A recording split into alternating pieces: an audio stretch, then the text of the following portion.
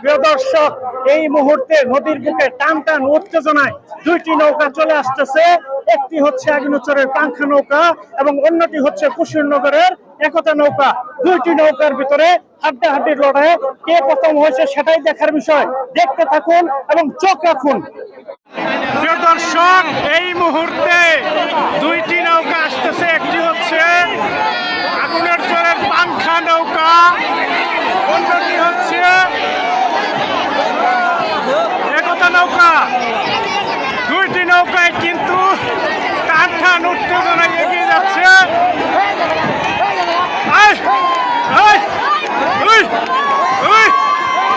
দেখা যাক কে জিতে। সাবাস, পাংখা নৌকাটি জয়ী হয়েছে। অল্পের জন্য একতা নৌকাটি হেরে গেছে।